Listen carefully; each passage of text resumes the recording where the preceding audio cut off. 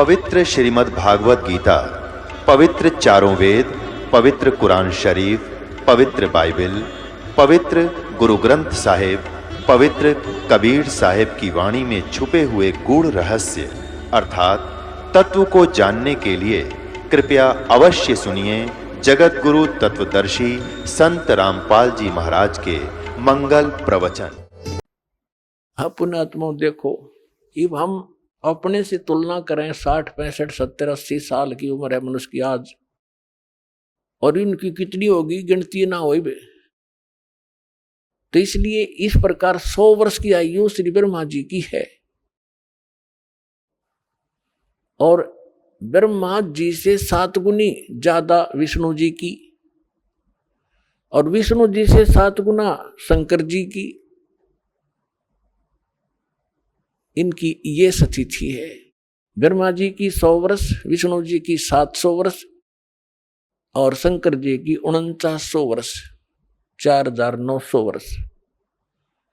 और ऐसी आयु वाले शंकर भगवान 70,000 मर लेंगे। जब 70,000 शंकर जी की मृत्यु हो जाएगी, 70,000 शंकर मर जाएंगे शिव, उसके बाद एक ब्रह्म मरेगा सरपुरुष, और एक ब्रह्मांड का विनाश होगा। फिर ये सारे जीव इंक्लूडिंग दुर्गा और ये सरपुरुष ज्योति निरंजन और ये सब ब्रह्मा विष्णु महेश वाली शरीर नष्ट हो जाएंगे। ये आत्माएं ऑटोमेटिकली दूसरे ब्रह्मांड में चली जाएंगी, और वहां फिर क्या है, ज्योति निरंजन का शरीर और दुर्गा का एकदम युवा बन जाते हैं, वहां जाते ही। केवल इन दोनों की उत्पत्ति प्रथम होती है वह ऑटोमेटिकली। जैसे आप देखते हो गेहूं के अंदर गेहूं कणक डाल रखी है, उसमें अपने आप सुरसी डोरे बन जाते हैं। तो उस जिस लोक में ये जाएंगे, जाते ही इनके ऐसे दोनों के युवा शरीर बन जाते हैं। फिर इनसे सभी आत्माएं जो दुर्गा के शरीर में प्रवेश कर जाती हैं, वो दोबारा फिर इसी तरह वहां इनका जन्म प्रारंभ होता है, फिर दूसरे ब्रह्मांड में सृष्टि शुरू होती है। तो जैसे 70,000 शंकर जी के मरने के उपरांत एक ब्रह्म की मृत्यु हुई, सरपुरुष की मृत्यु हुई, तो ये एक युग हो गया। एक युग किसका? अक्षर पुरुष का। गीता अध्याय नंबर 15 के श्लोक 16 में 2 पुरुष है, सरपुरुष और अक्षर पुरुष। अब अक्षर पुरुष की आयु बताते हैं आपको। ऐसा एक युग बना, ऐसे 1000 युग का दिन है उस अक्षर पुरुष का, और इतनी ही रात्रि है। इसमें चतुर्युग नहीं है। गीता अध्याय नंबर 8 के श्लोक नंबर 17 में ये हमारे अज्ञानी धर्मगुरु अनुवाद करते समय गलती किए हुए हैं। उसमें ब्रह्मणे माने उस वहां पर चतुर्युग नहीं है, ओनली सहस्र युग लिखा है, 1000 युग लिखा है। इन्होंने ज्ञान तो था नहीं, ब्रह्मा जी का बता दिया कि ब्रह्मा जी के 1000 चतुर्युग का दिन, इतनी ही रात्रि। नहीं, वहां चतुर्युग नहीं है, ध्यान से पढ़ना उसको दोबारा, ओनली युग है। तो 1000 युग ऐसे बने हुए युग, 1000 युग का उस अक्षर पुरुष का दिन, और इतनी ही रात्रि होती है। जब अक्षर पुरुष का दिन समाप्त होता है तो 21 ब्रह्मांड विनाश हो जाता, पूरे 21 ब्रह्मांड का। और ये सभी प्राणी उस अक्षर पुरुष के एक कोने में वहां रख दिए जाते हैं। उसके उपरांत फिर से 21 ब्रह्मांड का निर्माण होने लगता है। बहुत समय तक लगता है इसमें दोबारा। जैसे ये आजकल साइंटिस्टों की जहां पहुंची है, ये तो एक बहुत निम्न स्तर का ज्ञान है कि अपने आप ये इतने समय में पृथ्वी बन गई, इतने समय में फलाना बन गया। ये तो बहुत बाद की बातें हैं। और वो 1 सेकंड में बना दे, 1 सेकंड में, एक वचन में फिर से असंख्य ब्रह्मांड रच दे उस समर्थ परमात्मा। लेकिन उसने विधान बना के छोड़ दिया। इस पे साइंटिस्ट अपना अनुसंधान करते रहेंगे, इसी में मर जाएंगे। ये भगवान का अध्यात्म के निकट भी नहीं पहुंच सकते, बल्कि दूर कर रहे हैं जनता को। अब क्या होगा कि ऐसे एक ऐसे 1000 युग का दिन, ऐसे 1000 युग की रात, ऐसे बने हुए 30 दिन रात का महीना अक्षर पुरुष का, और ऐसे 12 महीने का एक वर्ष, ऐसे बने हुए महीने, और फिर ऐसे बने हुए वर्ष के 100 वर्ष की आयु है अक्षर पुरुष की। अब लगाओ हिसाब। अब परमात्मा क्या कहते हैं, एती उम्र बुलंद मरेगा अंतरे, जिसकी आयु है मृत्यु भी होगी। सतगुरु लगे न कान न भेंटे वो संतरे, एती उम्र बुलंद मरेगा अंतरे, क्योंकि वो सतगुरु लगे न कान न भेंटे वो संतरे। इतनी लंबी आयु भी हो जाएगी, अंत में फिर भी मृत्यु होगी तेरी। क्यों? क्योंकि आपके वो सतगुरु, वो संत नहीं मिले। कौन से संत? गीता अध्याय नंबर 4 के श्लोक नंबर 34 में कहा कि गीता ज्ञानदाता कहता है कि अर्जुन, गीता अध्याय नंबर 4 के श्लोक नंबर 32 में स्पष्ट कर दिया है कि सच्चिदानंद घन ब्रह्म ने मुख्य यानी परम अक्षर ब्रह्म अपने मुख कमल से आकर जो ज्ञान देता है वो तत्व ज्ञान है, उसको सूक्ष्म वेद कहते हैं। चौथे अध्याय के 34वें श्लोक में कहा कि उस तत्व ज्ञान को तू तत्वदर्शी संतों के पास जाकर समझ, उनको दंडवत प्रणाम करने से, कपट छोड़कर उनकी सेवा करने से वो तत्वदर्शी संत तुझे तत्व ज्ञान का उपदेश करेंगे। और उसके पश्चात 15वें अध्याय के 4थे श्लोक में कहा कि उसके पश्चात परमेश्वर के उस परम पद की खोज करनी चाहिए जहां जाने के बाद कभी मृत्यु नहीं होती, लौटकर संसार में कभी नहीं आती। तो यहां क्या बताते हैं, जैसे कुरान शरीफ के अंदर भी यही प्रमाण है, सूरत फुरकानी 25 आयत 52 से 59 में, कि जिस परमेश्वर ने 6 दिन में सृष्टि रची, 7वें दिन तख्त पर जा बैठा है, वो कबीर परमात्मा है। और उसकी खबर किसी बाखबर से पूछो, वो कुरान शरीफ का ज्ञानदाता भी उससे परिचित नहीं है। यजुर्वेद अध्याय नंबर 40 के श्लोक नंबर 10 में भी यही स्पष्ट किया है कि कोई तो परमात्मा को संभुवात कहता है, कोई असंभुवात कहता है। संभुवात माने जन्म लेने वाला, असंभुवात के वो कभी जन्म लेता ही नहीं, वो अजन्मा है, निराकार है।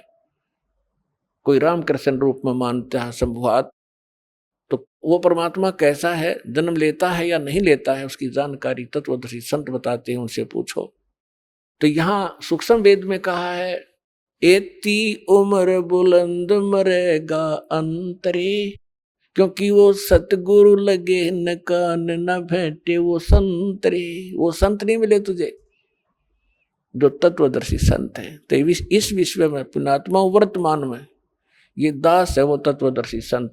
इसको चाहे अभिमान समझ लियो और ते सच्चा ज्ञान समझ लेना, ये आपकी बुद्धि के सत्र पर डिपेंड करता है।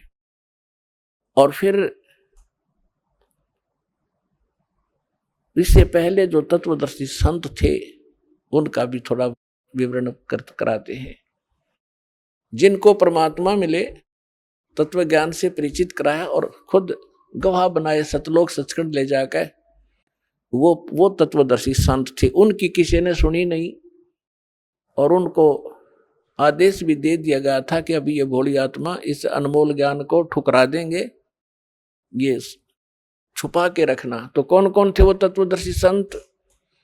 आदरणीय धर्मदास साहिब जी, आदरणीय मलुकदास साहिब जी, आदरणीय नानक साहिब जी, आदरणीय दादू साहिब जी, आदरणीय गरीबदास साहिब जी, गांव छुड़ानी, जिला जज्जर, हरियाणा वाले, आदरणीय गीसा दास साहिब जी, गांव खेकड़ा, अब जिला बागपुर हो गया बताते हैं, पहले मेरठ था, उत्तर प्रदेश वाले। तो इन महापुरुषों को पूर्ण ज्ञान था, परमात्मा से परिचित हुए थे, लेकिन इनको मालिक ने आदेश दिया था, धर्मदास मेरी लाख दुआई, ये मूल ज्ञान तत्व ज्ञान की तबार ना जाए, अब इसको सार्वजनिक ना करना। यदि ये सार्वजनिक तुमने अब कर दिया तो कहते हैं ये मूल ज्ञान बाहर जो पढ़ी तो बिचली पीढ़ी हंस नहीं तरही। ये बिचली पीढ़ी है 5500 वर्ष, जब कलयुग बीत जाएगा तब ये बिचली पीढ़ी प्रारंभ होगी। तो आपके लिए ये सब कुछ छुपा के रखा था दाता ना, यू खजाना, अरे इस दास को दे दी इस खजाने की चाबी और कह दिया बेटा खोल बखेर दे अपने भाई बहनों के लिए। तो ये आपके ऊपर ये बिचली पीढ़ी, तो ये तत्वदर्शी संत थे, इनकी जो अमर वाणी है परमात्मा के उस तत्व ज्ञान से मेल खाती है। और आदरणीय गरीबदास साहिब जी को तो स्पेशल ज्ञान दिया ही है कबीर परमात्मा ने। पहले कहा था कि जो 12वां पंथ होगा गरीबदास वाला पंथ, उसमें मेरी महिमा की वाणी पुनः प्रकट करवाऊंगा, क्योंकि कबीर सागर में बीच बीच में इन कबीर पंथियों ने कबीर सागर से हटकर भी ज्ञान घुसेट दिया घना रियल ज्ञान में। तो इसलिए गरीबदास जी के द्वारा ये यथार्थ ज्ञान पुनः प्रकट करवाया और फिर उन कोड वर्डों से इस दास को परिचित करा के उन सब सदग्रंथों का निष्कर्ष निकाला। अब आपके सामने वो कैप्सूल बना के दे दिए, आप खाओ और 101 पीढ़ी आपकी पार होएगी जब लगे रहे तो। 101 पीढ़ी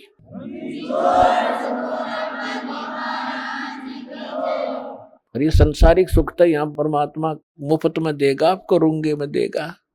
जिन सुखों के लिए जिस धन के लिए आप भटक रहे थे, ये तो आपको फ्री में देगा। आप सोच भी नहीं सकोगे कैसे बरकत करेगा आपके घरों में, कैसे आपदाएं टालेगा आपकी, और फिर मोक्ष भी देंगे। तो यहाँ क्या बता रहे हैं, जो प्रसंग हम उसी पर आते हैं कि तत्वदर्शी संत ये महापुरुष थे। आदरणीय धर्मदास साहिब जी को परमात्मा ने फिर कहा है कि धर्मदास मेरी लाख दुहाई, ये सार नाम की तबार न जाई, सार नाम बाहर जो पर ही, ये बिचली पीढ़ी हंस नितर ही। ये यथार्थ जो सार नाम है, कहता है इसका तो जिक्र भी ना कर देना किसी को। जब ये नकली संतों पंथों का हाथ लग जाते, ये मंत्र जो दास आपको दे रहा है कंप्लीट कोर्स है, ये कंप्लीट इन ऑल रिस्पेक्ट।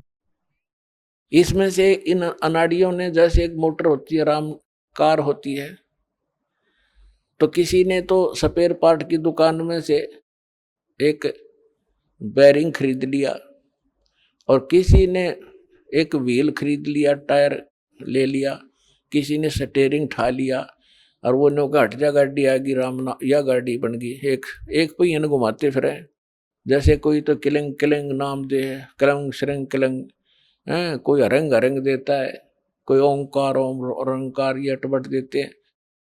तो ये जो मंत्र ये लोग देते हैं, जैसे कोई सोम सोम देता उसके 2 ऐसे कर लिया कोई बात है, परमात्मा की वाणी से सोम शब्द चुरा लिया।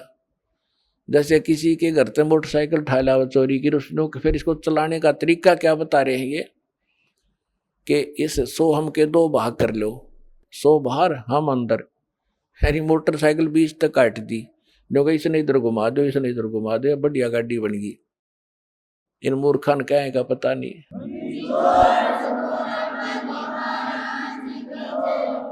गरीबदास साहिब जी कहते हैं बेखों के लश्कर फिरे, लश्कर माने टोल के टोल, बेखों यानी पंथों के, बेखों के लश्कर फिरे, ये बाणी चोर कठोर, सतगुर धाम ना पहुंचेंगे ये 84 के डोरे। कहते हैं कि इन बेखों के कितने पंथों के झुंड फिरते हैं, परमात्मा की बाणी चुरा के, बाणी चोर कठोर और इतने ढीठ बना दिए, लड़ने को तैयार हो जाते, सच्चाई सुनना नहीं चाहते, मरने कटने को तैयार हो जाते। क्या साधु संतों के ये लक्षण होते हैं?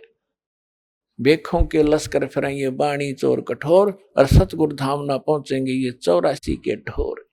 यही धक्के खाएंगे ये लोग जो इस सत्य नाम और सार नाम, इस कंप्लीट कोर्स को नहीं ग्रहण करेंगे। तो हम फिर उस प्रसंग पर आते हैं।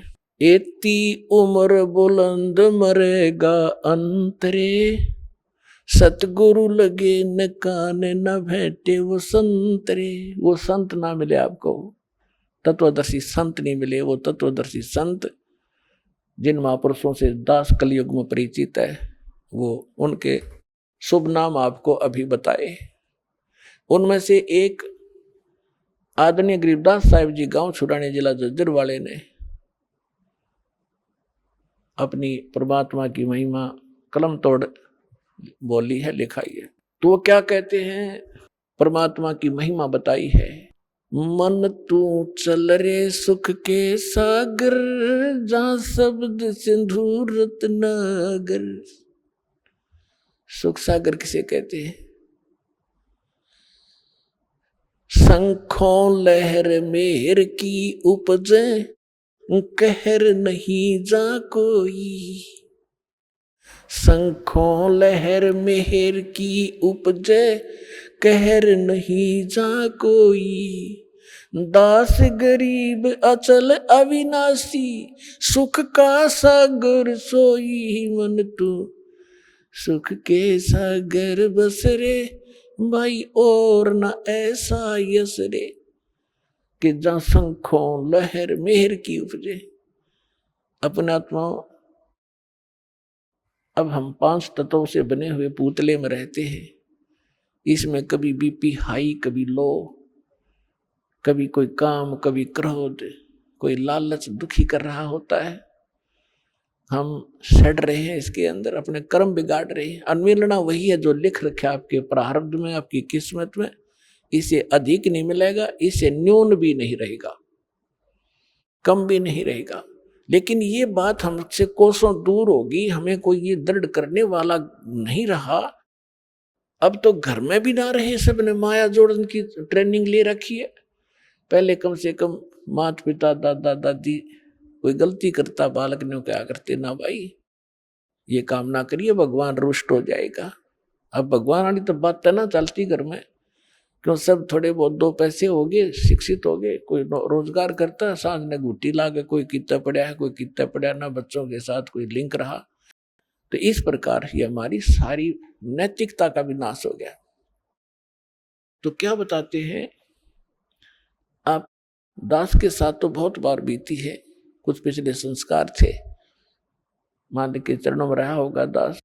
तो कई बार जब अकेला होता हूं, एक आध बार ऐसी हिलोर उठती है अंदर से, चाहे हमें किसी ने हमें कितना ही सता रखा हो, कितना दुख दे रखा हो, चाहे कुछ पैसे भी मार रखे हो, चाहे कभी गाली गलोच भी कर रखा हो, उसके प्रति भी दोष नहीं रहता, वो भी अपना सा दिखाई देता है। और जब वो रहती है कुछ थोड़े समय के लिए, वो जो लहर सी उठती है कुछ देर तक रहती है, उसमें कोशिश भी नहीं करा ना उसके प्रति द्वेष पैदा हो, नहीं होता। और उस लहर के जाने के बाद, उस तरंग के जाने के बाद फिर वो खचड़ा भरा होता है, उसने ऐसा क्यों बोला, उसने ऐसा क्यों कह दिया है, अब ये करूंगा, वो करूंगा, फलाना करूंगा। तो वो जो मेहर की लहर थी वो थी जिसमें किसी के प्रति दोष द्वेष नहीं आ रहा था। और कैर की लहर वो शुरू होगी जब आम रहती है हमारे अंदर। तो इसके विषय में बताता है कि उस सतलोक के अंदर गरीबदास साहिब जी कह रहे, शंखों लहर मेहर की उपजे, और कहर नहीं जा कोई दुख है नहीं। अपने आत्मा आप यहाँ आए हुए हो, सतलोक आश्रम बरवाला जिला हिसार हरियाणा में, चाहे कोई 4 दिन से आ रहा है, कोई 10 दिन से, कोई 2 दिन से। अब यहाँ क्या दिक्कत है आपको? वो जानबूझ के अपने स्वभाववस्था आप कोई प्रॉब्लम पैदा करो, वह दूसरी बात है। किसी के साथ खसो तो यहाँ को बैठ गया, मैं बैठूंगा। यह धरती सारी एक जैसी है, एक जैसे मैट बिछ रहे, कितना चद्दर बिछा और लेट जाओ, बना बनाया खाना मिल रहा है। परमात्मा ने अपने बच्चों के लिए दूध की नदी बहा रखी, और यहाँ पर सारे सदा व्रत खोल रखा, चाह की केटली भर के दर रखी, अड़ाओ गिलास पियो गटगट कीता बैठ के। तो यहाँ आपने, यहाँ क्या दुख है, क्या द्वेष है किसके साथ? तो वहां सतलोक की मिनी रिहर्सल है। वो वाला सुख तो यहाँ स्वप्न में भी नहीं है, लेकिन उसकी रिहर्सल है ये। तो जब आप वहां जाओगे, बहुत बड़ा क्षेत्र आपका अपना इंडिविजुअल है। जैसे यहाँ प्रत्येक का स्वभाव है, बड़ी कोठी हो, हैं आगे लान हो, उसमें तालाब बना हुआ हो, कहीं फुहारे चल रहे हो, बाग बगीचे हो, हैं और अंगूरों की बेल लगी हो, कभी घूमते घूमते खा लें, वहाँ सैर सपट्टा करें, कभी तालाब में नहा लें। बैठ के गप्पे मारे कितना बैठ, तो ये यहाँ का किया हुआ तुम्हें वहां मिलेगा। आप स्टूडेंट है, मनुष्य जीवन प्राप्त प्राणी, और जो स्टूडेंट यहाँ की संपत्ति जोड़ने में लग गया वो विद्यार्थी नहीं है, वो भक्त नहीं है। आपको जो आवश्यक वस्तुएं हैं वो बनाओ, गर्मी सर्दी से बचने के लिए मकान की आवश्यकता बनाओ, जैसा आपकी सुविधा भगवान ने आपको प्रारब्ध में दिया उतना ही बनाओ, ज्यादा नहीं। आज की वर्तमान की आवश्यकता है मोटरसाइकिल, कार है, व्हीकल है, ये भी ले लो, कोई बड़ी बात नहीं। और आप देख लेना, विश्वास रखना, सच्चे दिल से लगे रहना, जो वर्तमान आधुनिक आवश्यकताएं आपकी सारी पूरी करेगा आपको परमात्मा। मोटरसाइकिल वाले को मोटरसाइकिल जरूरत है वो ही देगा, तो आप याद रख लेना। लेकिन सदुपयोग करना, सत्संग के लिए उद्देश्य रखना कि मुझे भगवान कोई व्हीकल दे तो आपकी महिमा सुनने के लिए हम सह परिवार आए, इस तरह की भावना बना कर रहना। तो वो जो आवश्यक वस्तुएं हैं आपको यहाँ अवश्य देगा। तो वहां वो सारा सुख वहां सतलोक के अंदर है। तो वहां राग द्वेष आप पर ही बने, कोई अभाव नहीं किसी चीज का। या तो चोर जब करेगा जब उसको भूखा मर रहा होगा, या उसने लोगों की तरह कोठी बनाने की होड़ लगी हुई होगी, तो तब आपकी इस ज्ञान से वृत्ति हटेगी जो हमारी एक पशु पक्षी जैसी वृत्ति थी। जैसे गोबर का भूंड हमने देखा खेतों में, गोबर का भूंड, ये पहले मनुष्य था जो घना धन जोड़ दिया बैंक में बनाने वाला, फिर वो भूंड बन गया। हमने देखा पशु गोबर कर देते खेतों में, और भूंड और भूंडनी वह दोनों पति पत्नी उस गोबर ने इकट्ठा करण में सारा दिन लगे रहे, और बना के उसके गोले और बिल में ठोक ले, और उन इकट्ठा करते करते को पशु के पैर का नीचा आकर दोनों मर जा, वो गोबर इकट्ठा करा रह गया। तो हम उसी व्यक्ति के जीव हैं जो भक्ति नहीं करते, इस ज्ञान से परिचित नहीं है। बैंक जोड़ लिया, कोठी बना ले हैं, और पता नहीं के बना कर प्लाट लेकर डाल दो, घोड़े पीछे के हो जाएंगे, कल मृत्यु हो जाए, परसों गधा बना कर वहीं घूम रहा होगा उस प्लाटों के अंदर से। तो ये इस ज्ञान से आपको, ये सत्य ज्ञान है, ये गॉड गिवन स्पिरिचुअल नॉलेज है, किसी डूम बाट के गीत नहीं है ये आपका घड़े काम आएंगे। तो इससे आपकी वो जो हवस थी बकवादों की वो खत्म हो जाएगी। तो वो खत्म होगी, घर में बरकत आप देगा, क्यों बीड़ी शराब मांस तम्बाकू हम छुटवाएंगे, वो तो हाथ लान नहीं दे, जो वाहियात का खर्चा था, और शरीर नाशक और भक्ति नाशक।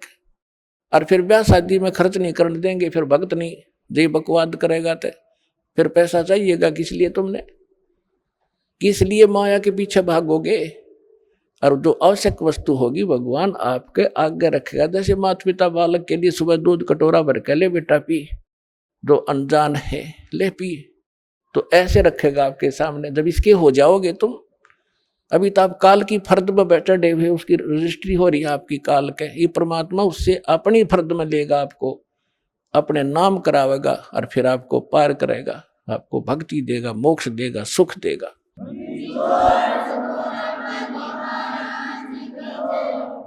तो परमात्मा क्या बताते हैं, इस गंदे लोक में आपने कितने जन्म खो दिए धक्के खा के। जब आदरणीय नानक साहिब जी को परमात्मा जिंदा महात्मा के रूप में मिले थे, तब कहा था कि 60,000 बल जन्म तो पावा। जब से हमसे बिछड़े भाई 60,000 जन्म तुम पाई, कि जब से आप सतलोक से बिछड़ के आए हो पुण्यात्मा, 60,000 तो अच्छे अच्छे जन्म राजाओं के प्राप्त हो गए तेरे को, अन्य की तो गिनती नहीं कितने दुख उठा लिए। तो यहाँ क्या बताते हैं, वो सूक्ष्म वेद जो परमात्मा ने गरीबदास जी को दिया, उस परमात्मा से प्राप्त ज्ञान को और परमात्मा की महिमा को गरीबदास साहिब जी ने किस प्रकार चित्रार्थ किया है। मन तू चल रहे सुख के सागर, जहां शब्द सिंधु रत्नागर। शब्द सिंधु यानी उस सुख का सागर। अब समुद्र में जब जहाज चला जा समुद्री, रात के समय चला और पहुंच गया 200 किलोमीटर, उसके बाद समुद्र में और जहाज या जल, उस जल के अतिरिक्त कुछ नहीं दिखाई देता। इसी प्रकार सतलोक के अंदर वो सुख ही सुख है, सुख के अतिरिक्त कुछ नहीं है। तो हम वहां जाने की ट्रेनिंग और वहां जाने की ये आपको पासपोर्ट बनाते हैं यहाँ पर, कि आपकी मृत्यु यहाँ तो होगी, यह तो आपने भी पता है, कोई ना माने वो तो मूर्ख ही होगा कि मरा को नहीं। वो दूसरी बात है, अभी ना मरे तो सभी की इच्छा है, लेकिन मरो तो गए अंत में। और जिस संपत्ति को अपना मानने बैठे हो, परिवार को यूं आपका नहीं है, आपकी मृत्यु के बाद बनवाना, आप नाइजीरिया में जन्म लोगे और बच्चे इंडिया में, तो आपके कहां से हुए? काल ने रोल मार रखी, आपकी अक्ल मार रखी हमारी। तो इस परमात्मा ने हमें रोशनी दी है, ज्ञान दिया है, इसको आधार बनाकर जीना पड़ेगा आपने। तो यहां से तो मृत्यु होगी होगी, फिर क्यों ना आशा वहां जाने की लगाएं, इन बच्चों से हटाएं। क्योंकि जब तक हम बच्चों के साथ हैं, हम अपना कर्तव्य पूरा करें जो इनकी प्रति है, लेकिन ये आशा रखें कि ये अपने नहीं है, ये एक मालिक के बच्चे हैं, धनी के हैं, हमारी सेवा दी है, हम सेवा करेंगे इनकी। धनी के बच्चों की सेवा नहीं करता वो भी दोषी, फिर वो नौकरी से निकाल दिया जाता है। इस तरह आप अपने इस जीवन को इस आधार से रखो और फिर यहां से चलने मृत्यु के समय ये रहे कि परमात्मा ने भी, सब संतों ने बताया और भगवान ने बताया, और ये दास आज गुणगार है वो ही कि वो, तो ये झूठ नहीं हो सकती। तो इस मन पापी को यही रहने की आदत पड़ी हुई है, इसकी ये वृत्ति हटाकर वहां जोड़ो। और जहां आशा ता बासा होई, मन कर वचन सुमरियो सोई। अब जहां की आस बना के जीवांगे, वहीं अगला कदम वहीं पर होगा आपका। तो इस ज्ञान से आप दृढ़ हो जाओगे। ये ज्ञान किसी हियर से स्टोरी नहीं है, ये परमात्मा का दिया ज्ञान है, ये झूठ नहीं है, ये सत्य मानना। अब क्या बताते हैं, इस संसार में आपको रहते कोट जन्म तन भर मत होगे, कुछ ना हाथ लगा रे। कुकर सुकर खरबा बोरे, कौआ हंस बुगारे। कोट जन्म तू राजा की, न मिटी न मन की आशा। भिक्षुक हो के दर दर घूम्या, मिला न निर्गुण रासा। इंद्र कुबेर ईश की पदवी, बिरबावरण दुमराया। विष्णुनाथ के पुर को जाके तू फिर भी वापस आया। असंग जन्म तन मरत्या होगे, जीवित क्यों न मरे रे। द्वादश मध्य महल मठ बोरे, बहुर न दे धरे रे।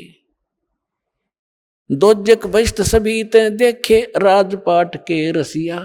तीन लोक से तिरपत नाही, ये मन भोगी खसिया। सतगुरु मिले तो इच्छा मेटे, पद मिल पदे समाना। चल हंसा उस लोक पठाऊं, जो आदि अमर अस्थाना। चार मुक्ति जा चंपी करती, माया होरी दासी। दास गरीब अब पद पर से, वो मिले राम अविनाशी। ओए होए, इन चंद पंक्तियों में परमेश्वर की महिमा को कलम तोड़ बता दिया आदरणीय गरीबदास साहिब जी ने। क्या बताया है कि कोटि जन्म तन भर मत होगे, कुछ ना हाथ लग्या रे। कुकर कुत्ता, सुकर सुअर, खर गधा और कौआ हंस बुगारे बुगला। फिर बताते हैं कोट जन्म तू राजा की न्या। ओए है, ये मिटी न मन की आशा। और भिक्षुक होकर दर दर घूम्या, ये मिला ना निर्गुण रासा। ये मार्ग नहीं मिला तुझे। आपने अच्छी साधनाएं की, जो यहाँ की दंत कथाएं हैं या वेद हैं, इनके आधार से साधनाएं की, आप राजा भी बन गए और इंद्र तक की पदवी आपको प्राप्त हुई। ब्रह्मा विष्णु महेश की पदवी भी प्राप्त कर ली, फिर भी जन्म मृत्यु आपकी समाप्त नहीं हुई। अब जैसे फिर क्या बताते हैं, जैसे क्या बताना चाहते हैं कि आप जी जैसे अब वर्तमान में प्रत्येक भक्त, जो भी नर या नारी, परमात्मा की भक्ति के बिना टिक नहीं रहा, टिक ही नहीं सकती आत्मा, क्योंकि इसको भगवान की जरूरत है। और जब से ये उससे बिछड़ी है, उसी समय इसको इसका एहसास हो गया था कोई बहुत बड़ी अनमोल वस्तु गुम होगी तेरी। उसकी खोज या काल के लोक में हम कर रहे हैं, वो यहां नहीं है, वो सतलोक में है, और वहां जाकर मिलेगा। उसका साधन और तरीका ये है। तो हम इसको यहां, जैसे परमात्मा ने बताया कि आप ऐसे भी साधक रहे हो, घर त्याग दिया मालिक पाने के लिए, जंगल में जाकर बैठ के सूखे एक वृक्ष के नीचे और फिर नगरी में आए, कुछ भिक्षा जैसी भी आपको मिली, रोटी मिल गई 10-5, उनको ले गए, 4 सुबह 4 शाम न खा के, और बाकी बची हुईयों को वृक्ष का टांग दिया करते, कपड़े में बांध के, वो सूख जाती थी। सूखने के बाद रोटियां खराब नहीं होती, उनको फिर 2-3 दिन तक बेकर खाया करते थे साधु संत, ताकि रोज अपना समय खराब ना हो, रोटी मांगने जाना पड़े। तो परमात्मा कहते ऐसी भी तूने साधना कर ली, लेकिन फिर भी काल के जाल में फंसा रहा।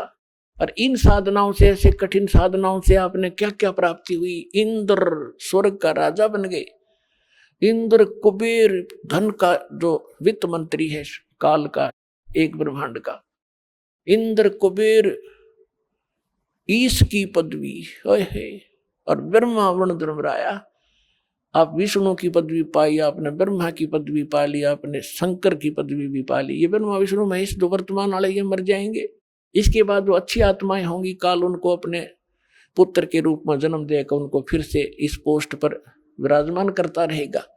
इसका ऐसा प्रोसेस है। तो वो मरी हुई आत्माएं जो पहले मर चुके हैं, ब्रह्मा विष्णु महेश वाले आत्माएं, वो यहीं भटक रही हैं आपके साथ।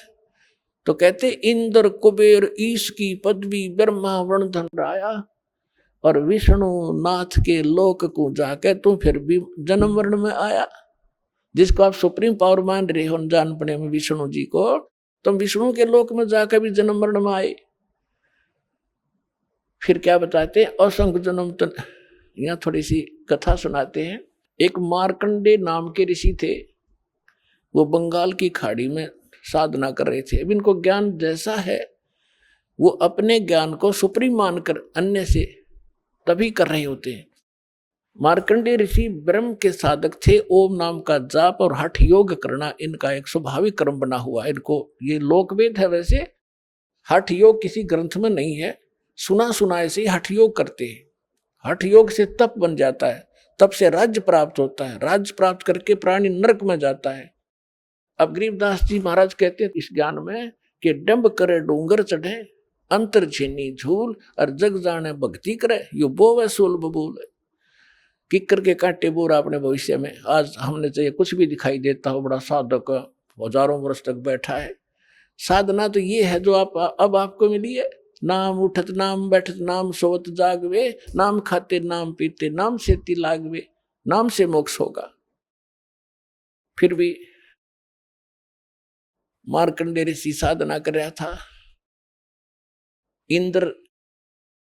इंद्र जो है स्वर्ग का राजा, 72 चतुर्युग तक उसका शासन काल होता है। ब्रह्मा जी के एक दिन में 14 इंद्रों का शासन काल पूरा हो जाता है।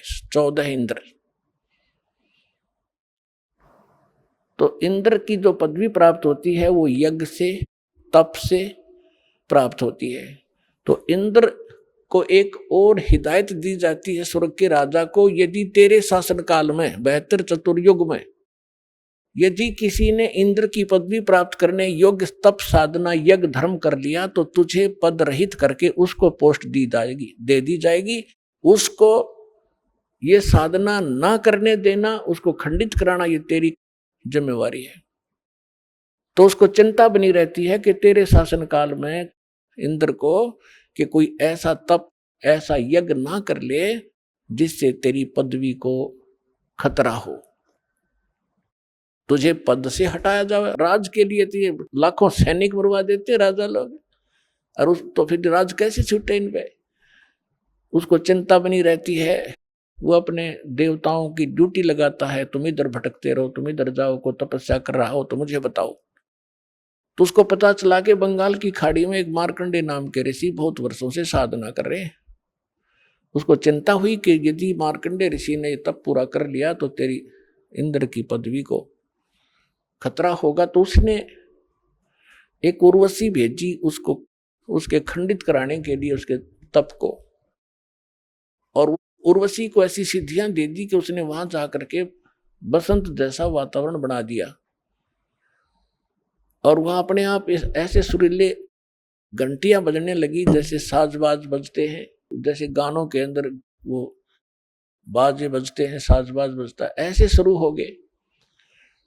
और आसपास बहुत सुगंध आने लगी, हवा में शीतलता, सुंदर, बहुत सुहावनी शीतलता भर गई।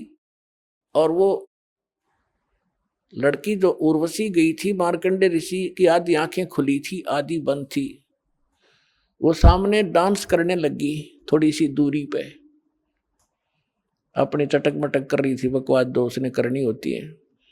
मार्कंडे ऋषि ने कोई गतिविधि नहीं की। लास्ट में वो बिल्कुल निवस्त्र होगी।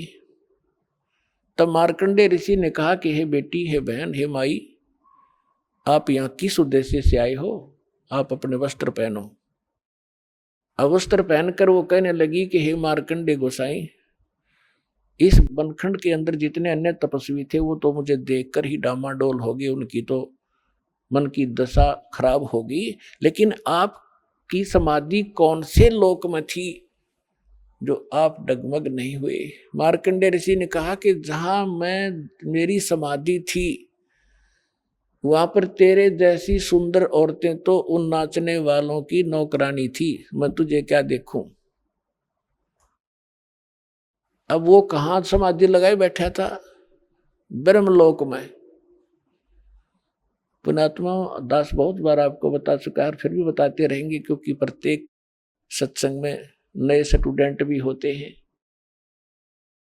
ये जितने भी लोक हैं, शिवलोक, विष्णुलोक, ब्रह्मा का लोक, ब्रह्मा जी का लोक, देवी का लोक, ब्रह्मलोक जिसमें काल की अलग व्यवस्था है, ब्रह्मलोक, या गणेश जी का लोक, ये सब एक रेस्टोरेंट टाइप है। इन्होंने वहां अपने प्रत्येक लोक में रेस्टोरेंट बना रखे हैं। जैसे हिसार में रेस्टोरेंट है, तो रोहतक में है, चंडीगढ़ में है, दिल्ली में जो रेस्टोरेंट हैं वो इनसे बहुत सुपीरियर हैं, अच्छे हैं।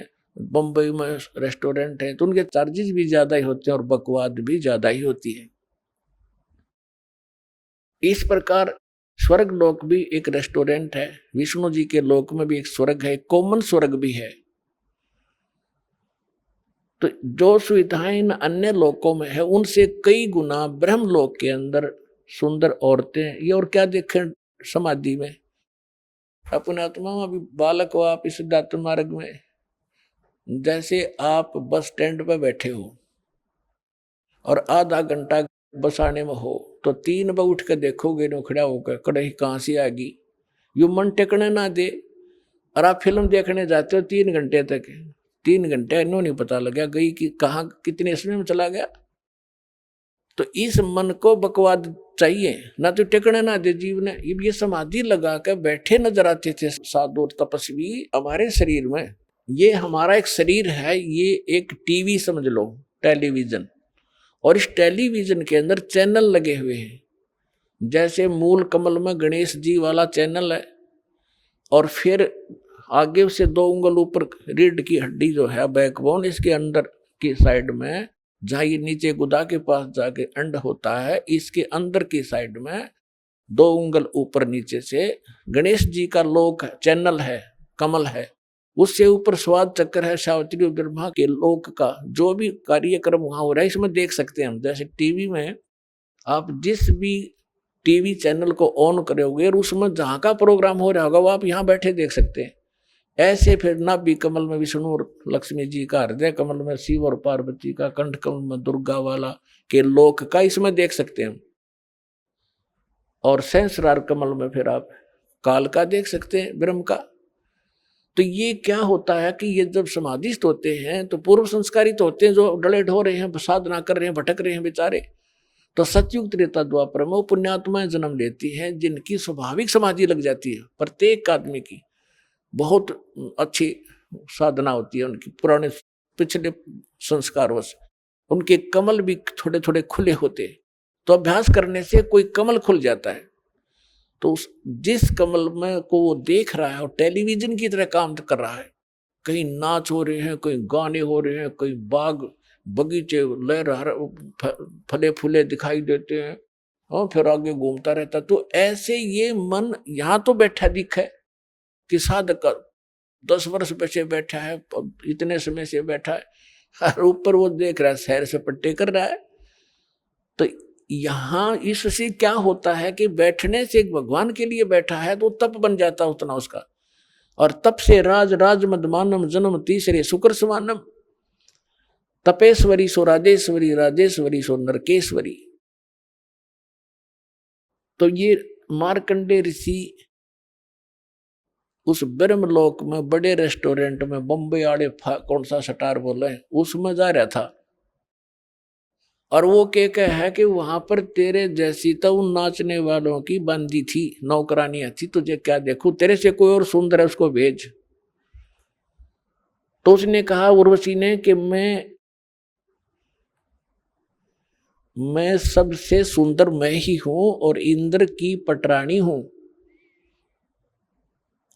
सची मेरा नाम है,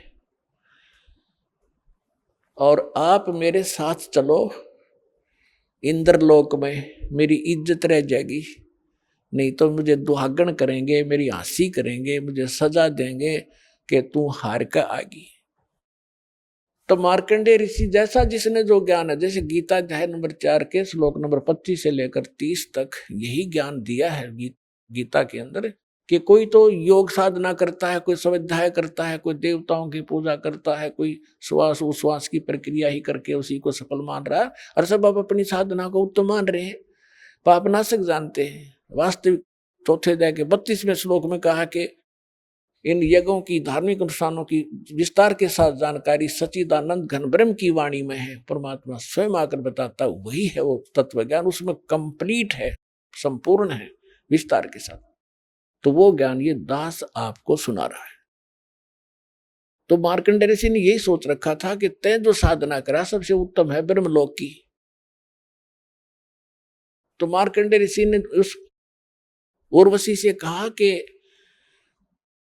आप इंद्र की पटरानी है, जब इंद्र की मृत्यु होगी, इसका तो 72 चतुर्युग तक इसका जीवन है, उसके बाद मरेगा, फिर तू क्या करेगी?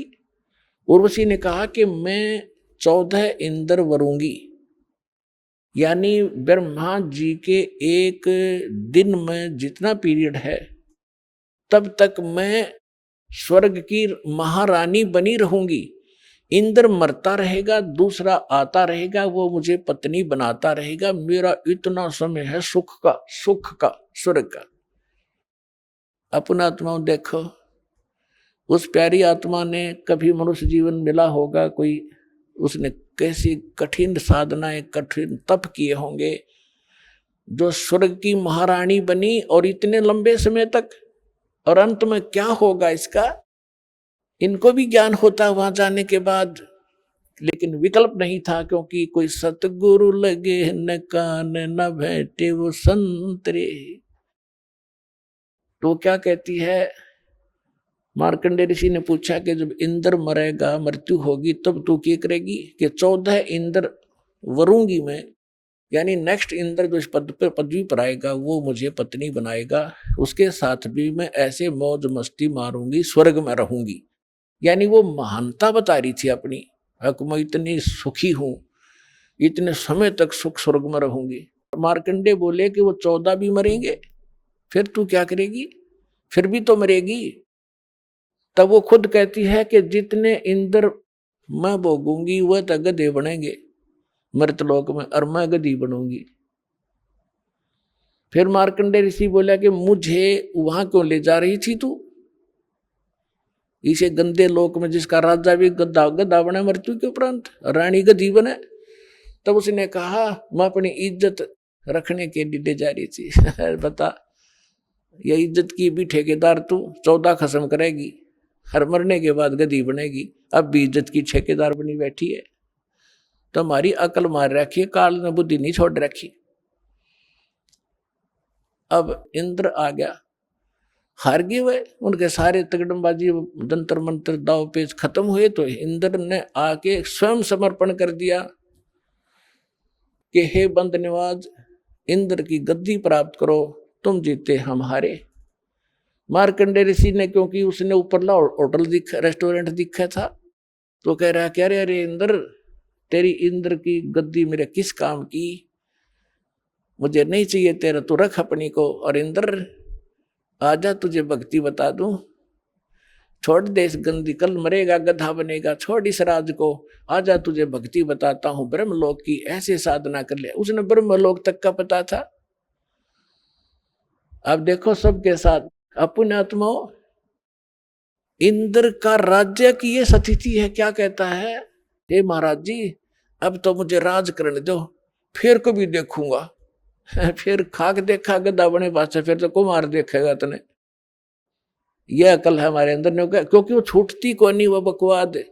अब आप किसी कोई सुख से जीवन जी रहा है, थोड़ा बहुत कोई अधिकारी कर्मचारी बना हुआ है, और उसको जाकर समझाने की चेष्टा, हमने दास का तो बिटर एक्सपीरियंस है जब इस मार्ग को स्टार्ट किया। जो खास ऐसे लगते थे कि मेरी हर बात को मानते थे और अवश्य स्वीकार करेंगे, वह भी काल के प्रभाव से कति मरोड़ी खा गए। तब उनसे समझाता था कि कल ने आप इस जीवन को बर्बाद करके गधे बनोगे। तो पहले तो ये क्या कहते थे, किसने देखा गधे बनेंगे। फिर हम बताते थे जैसे अंधा गलत मार्ग जा रहा है, बाग की बजाय जंगल में जा रहा है, और उसको कोई आंखों वाला कहे कि भाई सूरदास आप गलत रास्ता आ रहे हो, कहाँ जा रहे हो, कहता हूँ बाग में जा रहा हूँ। नहीं बाग नहीं है, इधर तो भयंकर बियाबान है, इसमें हिंसक जानवर है, तुझे खा जाएंगे पाड़ के, आप वापस जाइए और इधर हो जाए, बैक जाइए। और वो अंधा न्यू का किसने देखा है, देखी जाएगी है, कोई बात है। अंधे न दिखता ना, आंखें लगी वो मानने ना, तो मर बाड़ में पड़ कुएं में जा, फिर उस बड़ में वो काम तो होगा ही होगा जो बता रहा आंखों वाला। तो ये जितने संत थे ये आंखों वाले थे, जिनको भगवान मिले, दास ने जिनके अभी शुभ नाम आपको सुनाए। इन महापुरुषों ने हमें मार्गदर्शन किया है कि कोट जन्म तन भर मत होगे, कुछ ना हाथ लगा रे, कुकर सुकर खरवा बोरे, कौआ हंस बगारे। कालजा पाट जाए जब, जिस दिन आपकी अकाल की भांग उतर जाएगी, कुत्ते गधे सुअर बन जाओगे। आज तो आपका दस्ती को ना काम बन जाएंगे, कुछ समय पर टूक मिल रहे हैं, अच्छा बढ़िया कोठी मिल गई और समझना रिया कहानी बिगड़ेगी, तुरंत मृत्यु हुई, और फिर वो काम आपका तैयार है जो संतों ने पहले बता रखे। तो वो क्या कहता है, जिसे हम समझाया करते, देखी जाएगी किसने देखा। अरे देखा जिन्हें वो बता रहे हैं वो मूर्ख थोड़े ही थे। तो अंधे ने ना दिखा तो आंखें लगी मान लेनी चाहिए, और फिर देखी जाएगी। गधा बने पास के देखेगा, फिर तो कुम्हार देखेगा। अपना देखना देखना तो अब है, बुराई छोड़ सत्य ज्ञान ग्रहण कर, गलत साधना भी त्याग, और सतलोक आश्रम बरवाला जिला हिसार में और कल्याण करा।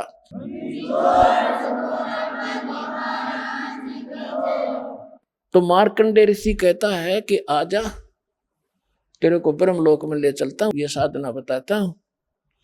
इंद्र बोला फिर देखेंगे महाराज जी, तुमने मौज करने दे। यहाँ सब की अकल मार रखी है, थोड़ा सा सुखना छूटता रहा, अगले पहाड़ जैसा दुख नहीं दिखता। तो जब हमारी अकाल की भांग उतर जाएगी, कबीर साहब कहते हैं, कबीर ये माया अटपटी सब गटानड़ी, और किस किस ने समझाऊं या कुआ भांग पड़ी। अब जिस तरह बात करो सब वाय बोली बोलेगा। जैसे किसी ठेके पर देखो शराब वाले पे शाम के समय 5-7 घुटी ला कर आ रहे हो, और उन तो बात करो कहाँ गया ना, मौज मार के आया हूँ।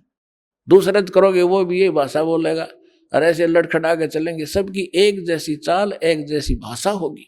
तो जिसने या काल की भांग पी रखी है, सब यही भाषा प्रयोग करेंगे, वो बोल ही नहीं सकते दूसरी, उनके बस की बात नहीं। तो इस सत्संग से, इस तत्व ज्ञान से, ये एंटीबायोटिक जो कैप्सूल आपको खिलाए जाएंगे, इससे अब भांग उतरेगी, और फिर न्यू पता लगेगा गधे बनेंगे। अब नशा उतरे पाछा पता लगा आदमी ने कि रात ने कहाँ पड़ा था कुर्डियों पर गंद में, उसको देख देख कर भी गलानी बनेगी, सचमुच शराब पी के यहाँ गिरा था मैं रात को। तो उस समय आपको आभास होगा। तो इन आंखों वालों ने बताया है। अब वही क्या बता रहे हैं कि असंग जन्म तन मरता होगे, जीवित क्यों न मरे रे। अब असंग जन्म मरते होगे, जीवित मरना क्या है। जीवित ही एक तो ये है कि आप किसी की इस माया की जो होड़ है, कोई कोठी बना रहा है, कोई कुछ कर रहा है, कोई बिजनेस बड़ा कर रहा है, कहते इसकी रीस ना करो। अपने भगवान की आप सचिथि देख लो। एक झोपड़ी में रहा करते थे, कपड़ा बन के अपना रोजी रोटी चला रहे थे, जमीन पर बैठा कर कपड़ा बनाते थे। अब वो क्या कहना चाहते हैं कि अगर वो उन कोठी बंगले आने की रीस करते थे, एक वचन से बना लेते, एक महल देखने जोगा, सारा संसार देखना आवे। लेकिन इस लोक में फिर हम भी फिर वो कोठी गार्डन में लगे रहते, वो तो अपने वचन से बना लेते। तो उन्होंने झोंपड़ी बनाकर टाइम पास इसलिए कर असल करके दिखाया, इस गंदे लोक में इतना भी पर्याप्त है। आइए अब हम उन श्रद्धालुओं के अनुभव जानते हैं जो जगत गुरु तत्वदर्शी संत रामपाल जी महाराज जी से दीक्षा प्राप्त कर चुके हैं तथा उनके द्वारा बताए गए भक्ति मार्ग पर चल रहे हैं। नमस्कार जी। सत साहब जी। क्या नाम है जी आपका? सुनीता दासी। कहाँ से हैं जी आप? गांव बांसन, तहसील हटा, जिला दमोह। संत रामपाल जी महाराज से नाम दीक्षा आपने कब ली? 2016 में। आपने क्या क्या भक्ति साधनाएं की हैं अभी तक? सर मैंने बहुत सारी भक्ति की है। मैं छोटे से में मुझे बहुत मतलब सोमवार का व्रत करना, संतोषी माता का शुक्रवार का व्रत करना, पूजा पाठ करना, बहुत मैं छोटे से भक्ति करती थी। संत रामपाल जी महाराज जी के बारे में आपको कैसे पता लगा? सर भगत जी हैं, हम मतलब हमारे जो पति हैं उनको मतलब किसी ने गांव में ज्ञान गंगा पुस्तक दी थी, तो भगत मतलब हमारे जो पति हैं उनने ज्ञान गंगा पुस्तक पढ़ी। पहले मेरे पति ने नाम दीक्षा ली संत रामपाल जी महाराज जी से। मैं बीमार रहती थी, फिर उन्होंने बोला कि आप भी जाओ, आप भी नाम दीक्षा ले लो गुरु जी से, आप ठीक हो जाओगे। फिर मैंने भी संत रामपाल जी महाराज जी से नाम दीक्षा ले ली। तो फिर संत रामपाल जी महाराज से नाम दीक्षा लेने के बाद क्या आपकी परेशानियां ठीक हुई? जैसे मेरी शादी भई 2005 में, उसके बाद मैं बहुत बीमार रहने लगी। 2-3 महीना बाद शादी के हुए बहुत बीमार रहने लगी, मतलब भूत प्रेत की बाधा हो गई थी मुझे। सर जब मैं बीमार रहती तो मेरे हाथ पैर में हमेशा जलन रहती, बुखार सा 24 घंटा रहता था, पेट में जलन रहती थी। जब इलाज कराने गए तो डॉक्टर बोले बच्चादानी में आपके सूजन हैं। तो दमोह में मेरा इलाज चला, छतरपुर में मेरा इलाज चला, सतना में भी चला, एमपी में, और दिल्ली एम्स हॉस्पिटल में भी चला। सर हम वहाँ बालाजी राजस्थान भी गए, बहुत जगह हमारा इलाज चला, पर हमें कहीं से आराम नहीं हुआ। दमोह में 3 महीना तक मेरा इलाज चला। अलका निखार मतलब डॉक्टर का नाम है। और छतरपुर में अगर पता लगाना चाहो तो लगा सकते हैं, आभा खरे नाम से छतरपुर में डॉक्टर है, वहाँ मेरा इलाज चला, पर मुझे कोई लाभ नहीं हुआ। उज्जैन भी गई, मंदिर है माता का, वहाँ पे गई, वहाँ बोल रहे थे पथरी है आपको, इसलिए आपका पेट दर्द कर रहा है। वहाँ भी मेरा मतलब इलाज चला, कुछ भी नहीं हुआ। उनने झाड़ फूंक किया पर उससे कुछ आराम नहीं हुआ मुझे। जब गुरु जी से नाम दीक्षा ली, संत रामपाल जी महाराज जी से नाम दीक्षा लेने के बाद 2-4 ही दिन में हमको आराम लगने लगा। मेरे मतलब घर में परेशानी भी बहुत ज़्यादा थी कि 100 रुपया भी हमारे लिए कोई नहीं देता था, ऐसी स्थिति थी। हम 4 महीना तो काम करते थे, 1 महीना में जाके इलाज करवा लेते थे। और काम भी ये करते थे, मतलब चुनाई भगत जी मिस्त्री थे, चुनाई प्लास्टर का काम करते थे, मैं लेबर का काम करती थी, बीमार रहती थी फिर भी काम करती थी। फिर भी मतलब 4 महीना काम करवाते, 1 महीना में जाकर डॉक्टर को दे देते। बच्चे भी बीमार रहने लगे, मतलब 8 दिन में हॉस्पिटल के चक्कर कटते ही करते थे, मेरे नहीं तो मेरे मतलब जो पति हैं उनके या मेरे बच्चों के, एक लड़का एक लड़की है, वो मतलब 8 दिन में तो जाना ही है हॉस्पिटल, चाहे पैसा हो या ना हो। और हमें कोई पैसा भी नहीं देता था भगत जी। 200 रुपया समझो, 200 रुपया भी नहीं रहते थे हमारे जेब में। जो रिश्तेदार हैं, घर के लोग हैं, सब मतलब सास ससुर हैं, कोई भी साथ नहीं देता था। मुझे सपने आते थे, मरे मरे लोग दिखाई देते थे इतने, मतलब कि मैं सोती थी और मुझे इतना ऐसे सपने आते थे, लोग मर जाते हैं, इधर से उधर गाड़ते हैं, उधर ले जाते हैं। सांप आता था भगत जी, इतना बड़ा सांप आता था, मेरे गले में लिपट जाता था और काटता था, हाथ में काट देता था, गले में काट देता था, पैर में काटता था, ऐसे काटता था। और जब मेरी नींद खुलती और मुझे 4-4 दिन तक ऐसे जहर चढ़ा रहता था जैसे मुझे हकीकत में मतलब सांप ने काटा हो। सर भूत प्रेत की बाधा से मेरे पेट में हमेशा काटता रहता था, कुछ ऐसे लगता था कोई काट रहा है।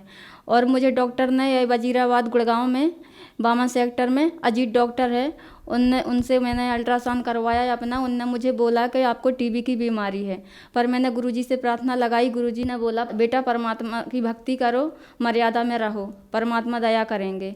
तो उसके बाद जब मैंने दूसरे डॉक्टर के गांव में जाके दमोह में इलाज करवाया तो डॉक्टर बोले नहीं आपको कुछ भी नहीं है। और मुझे एक और वजीराबाद में एक और मैंने अल्ट्रासाउंड कराया, मेरे यहाँ सीने में दर्द हो रहा था, तो मैंने इलाज करवाया तो वो बोल रहे मतलब डॉक्टर ने बोला कि आपको हार्ट की बीमारी है। मैंने संत रामपाल जी महाराज जी से प्रार्थना लगाई तो उसके बाद गुरुजी ने बोला कि बेटा परमात्मा दया करेंगे, भक्ति करो, तो मेरा हार्ट का बीमारी भी ठीक हो गया। सर संत रामपाल जी महाराज जी से नाम दीक्षा लेने के बाद मुझे बहुत सारे लाभ मिले। मैं जो मजदूरी करती थी सारा पैसा मेरी दवाई में लग गया। फिर जैसे मैंने नाम दीक्षा ली, मेरे आज दुकान है, दुकान मेरा कपड़ा कॉस्मेटिक का दुकान है सर। उसमें मैंने मतलब 11-12 लाख का मैंने जगह ज़मीन भी ले लिया गांव में, और मैंने 5.5 लाख की इको गाड़ी ली। बच्चे अच्छे से पढ़ रहे हैं, लिख रहे हैं, घर में सुख शांति है। जो बीमारी थी वो भी दूर हो गई। हर चीज़ से हमें सुख परमात्मा ने, संत रामपाल जी महाराज जी ने हमें दिया है। ऐसा भी टाइम था कि 200 रुपया भी नहीं रहते थे हमारे पास, और हमें मतलब मुसीबत में कोई देता भी नहीं था। आज हम ही से लोग, कई लोग गांव के रिश्तेदार सब लोग हमसे ही पैसा मांगते हैं कि हमें पैसा दे दो। आज परमात्मा ने हमारे ऊपर इतनी कृपा करी है, इतनी कृपा करी है कि कोई सोच भी नहीं सकता। सर दुकान में हम जब दुकानदारी करते हैं हम सोचते हैं कि हमारा 3,000 का दुकानदारी हुआ है, पर जब हम गिनती करते हैं हमारा परमात्मा 10,000 गिनने में देते हैं। इतना लाभ दिया है परमात्मा ने हमें। संत रामपाल जी महाराज जी ने हमें बहुत सुख दिए हैं। सर जी एक लाभ और मिला है हमें संत रामपाल जी महाराज जी से नाम दीक्षा लेने के बाद। हम लोग 2022 में गांव से आ रहे थे। गांव से आते समय मथुरा हाईवे पे हमारी गाड़ी का मतलब पलट गई थी। ऐसे पलटी थी कि मतलब पलटने के भगत जी चला रहे थे गाड़ी, मतलब हमारे पति हैं जो, वो गाड़ी चला रहे थे। उनको नींद आ गई, पूरी रात उनने गाड़ी चलाई। उनको सुबह 7 बजे नींद आ गई गाड़ी चलाते चलाते।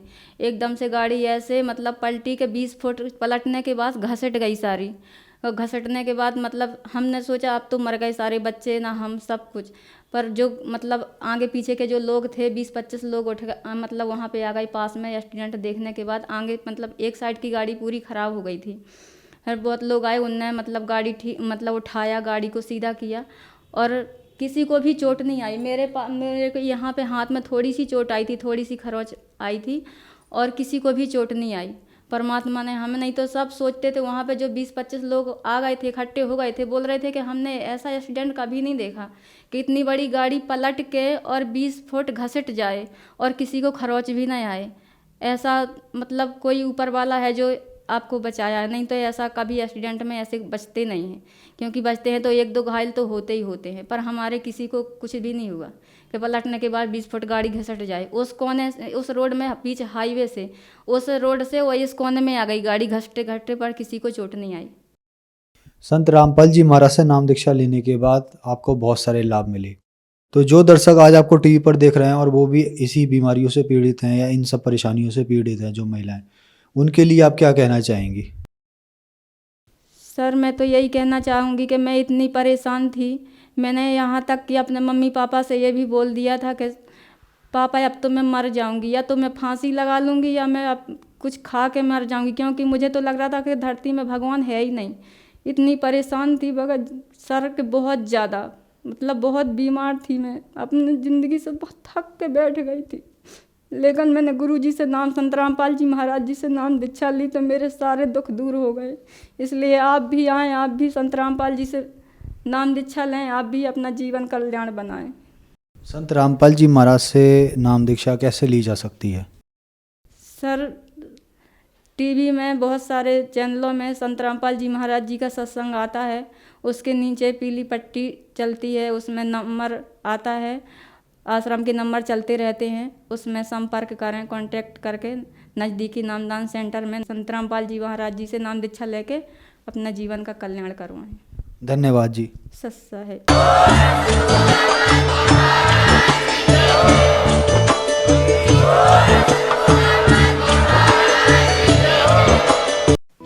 आप सुन रहे थे जगत गुरु तत्वदर्शी संत रामपाल जी महाराज के मंगल प्रवचन। अधिक जानकारी के लिए संपर्क करें